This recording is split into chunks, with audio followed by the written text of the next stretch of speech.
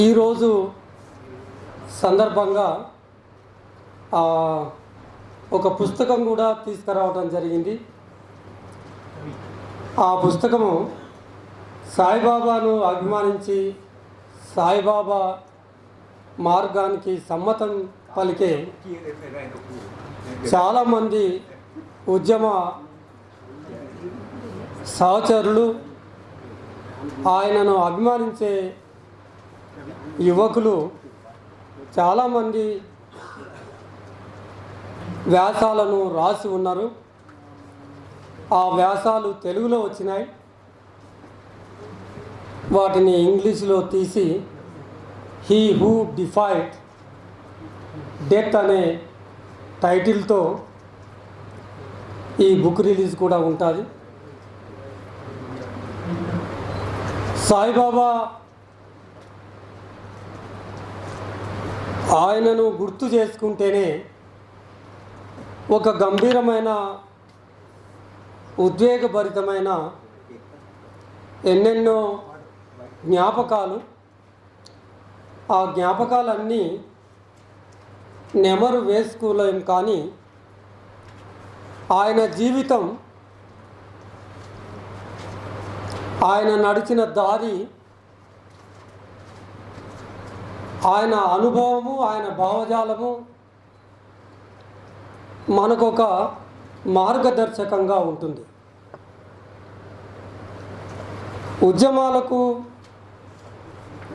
ఉద్యమాలు నిర్వహించడానికి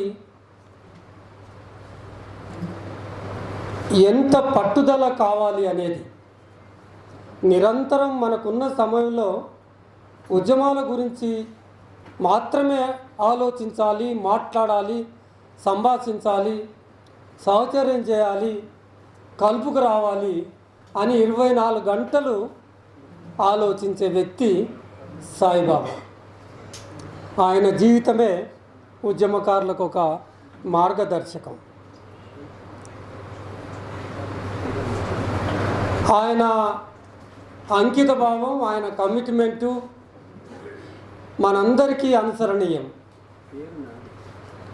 మేము దాదాపుగా 25 సంవత్సరాలుగా హైదరాబాద్ నగర కేంద్రంగా అప్పటి సీఫెల్ కేంద్రంగా నడిపించిన ఉద్యమాలకు ఆయన ఒక కేంద్ర బిందువు. మేము ఊరికి అనుకుంటుంటాం, ఈ సందర్భంలో సాయిబాబా ఉంటే ఎట్లా ఉండేది, ఉద్యమాల తీరుతెన్నులు ఎట్లా ఉండేది. మనల్ని ఒక గంట రెస్ట్ తీసుకొనివాడు, ఆయన రెస్ట్ తీసుకోడు. వస్తున్న పోకళ్ళు కూడా, వస్తున్న ధోరణులు, పోకళ్ళు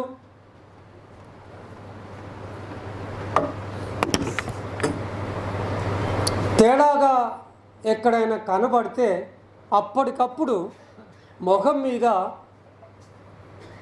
తెలియజేసేవాడు, నిర్ధారణగా చెప్పేవాడు, ఎస్ నువ్వు ఇక్కడ తప్పుగా వ్యవహరించావు. ఆ మాట చెప్పడానికి ఆయన ఎక్కడ కూడా శశబిసలకు గురి కాలేదు, హోదాలు కూడా చూసుకోలేదు. హోదాలు కూడా చూసుకోలేదు అంటే ఆయన ఉద్యమంలో అందరినీ సమానంగా చూసిన వ్యక్తి.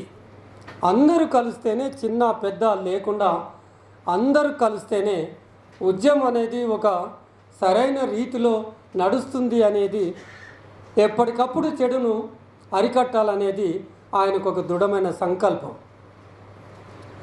మనం ఎన్నెన్నో సాకులు వెతుకుతుంటాం, నాకు ఈ కష్టం వచ్చింది, ఆ నష్టం వచ్చింది, ఇది ఇబ్బంది అయింది, అది ఇబ్బంది అయిందని. సాయిబాబా జీవితం మొత్తం, జీవితంలో, వ్యక్తిగత జీవితంలో, ఉద్యమ జీవితంలో ఎదురవుతున్న సమస్యలను ఎట్లా అధిగమించాలి, అసలు సమస్యలను సమస్యగానే చూడకపోవటం అనేది. వసంత చెప్తుంటుంది, నేను సాయిని ఎప్పుడు కూడా ఒక వైకల్యం ఉన్న వ్యక్తిగా చూడలేదు అంటుంది. ఆ దృక్పథం అట్లా సెట్ అవుతుంది. ఆయనకు కూడా వసంతకు వైకల్యం కనబడకపోతే సాయిబాబాకు కూడా నాకు ఒక వైకల్యం ఉంది అని ఎప్పుడూ భావించకపోవటం వల్లనే ఆయన అంత గట్టిగా, దృఢంగా, ధైర్యంగా ఒక ఈ సాహసోపేతమైన ఆచరణలోకి దిగి మన ముందు ఒక మోడల్ ఇచ్చిపోయాడు సాయిబాబా. యువకులు ఈ మధ్యలో యువ రచయితలు, కవులు, రచయితలు పోయమ్స్ రాశారు. ఎంత గొప్పగా ఇన్స్పైర్ చేయగలిగిండు సాయిబాబా. మేము ఆయనతో కలిసి పనిచేసిన వాళ్ళం.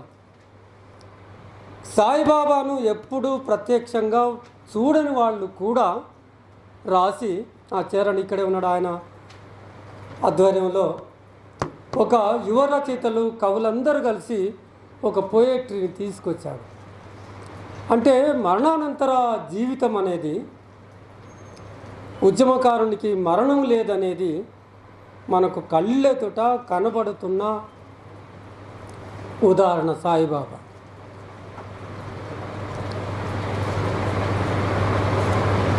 ఎన్ని ఇళ్ళు తిరిగాడు సాయిబాబా హైదరాబాదులో, ఎంతమందిని కలుపుకొచ్చాడు. ఇవాళ అదే యువ రచయితలు వచ్చారు అంటే ఆయన బ్రతికున్నప్పుడు ఎన్ని ఇండ్లు తిరిగాడు, ఇక్కడ ప్రత్యక్ష సాక్షులు ఉన్నారు.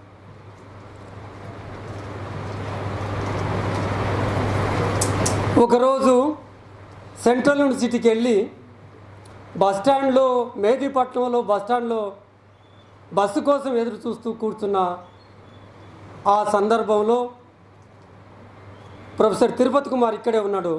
ఆయన హైదరాబాద్ సెంట్రల్ యూనివర్సిటీ నుంచి పాస్ అయిపోతూ ఎవరు ఇక్కడ కూర్చున్నాడు, 2 కాళ్ళు లేవని గమనించి ఎవరిని అని సాయిబాబాని అడిగి, సాయిబాబా ఫలానా అని చెప్పిన తర్వాత కూర్చొని నా బండి మీదని తీసుకొచ్చి, అక్కడి నుంచి ప్రారంభమైంది సాయిబాబా జీవితం, ఆ నడక. అప్పటికే ప్రొఫెసర్ తిరుపతి కుమారు ఉద్యమాలతో అనుబంధం ఉన్న వ్యక్తి, ఆయన ఆ ఉద్యమాల బాట పట్టించిన వ్యక్తి. అక్కడి నుంచి ప్రయాణం దాదాపుగా 30 సంవత్సరాలు సాగి ఇవాళ మనకు ఒక ఆదర్శంగా, మోడల్గా మిగిలిపోయి ఎంతో సృజనాత్మకతకు మూలమైన వ్యక్తిని ఇవాళ మరొకసారి మనం స్మరించుకోవటం, ఈ నడుస్తున్న ఈ నేపథ్యం, ఈ ఫాసిజం పెట్టరేగిపోతున్న ఈ నేపథ్యంలో మనం ఒక భావజాలాన్ని, ఫాసిజం అనే భావజాలాన్ని ఎట్లా విధ్వంసం చేయాలి, ప్రజల్లోకి ఆర్ఎస్ఎస్ భావజాలం వివిధ సంస్థల ద్వారా ప్రజలని మాయ చేసి, మర్మం చేసి, మోసం చేసి, ఆశలు, ప్రయోజనాలు కల్పించి ఒక భ్రమలో తన కబ్జాలోకి తీసుకుంటున్న ఈ సందర్భంలో ప్రజల్ని కొన్ని సంస్థల ద్వారా, మత సంస్థల ద్వారా, సంస్కృతి ద్వారా, సాంస్కృతిక భావజాలం ద్వారా తన కబంధ హస్తాలలో తీసుకున్న ఈ సందర్భంలో ఇది ఒక శాస్త్రీయంగా ఆలోచించాల్సిన సందర్భం. వాళ్లకు అట్లా కట్టుబాటు చేస్తున్న ప్రజలను మనం నిజంగా నివాళులు అర్పించడం అంటే ఇవాళ ప్రత్యామ్నాయ భావజాలాన్ని, ఒక హేతుబద్ధమైన భావజాలాన్ని, నిజమైన ప్రజల సాంస్కృతిక భావజాలాన్ని, ఒక బృహత్తరమైన మార్పును కోరుకునే భావజాలాన్ని ప్రజలకు అందించటం అనేది మనం ఎట్లా చేయాలనేది ఆలోచించే సందర్భం ఇది. ఇవాళ విద్యా సంస్థలు వాళ్ళ చేతుల్లోకి పోయినాయి, సాంస్కృతిక రంగం వాళ్ళ చేతిలోకి పోయింది.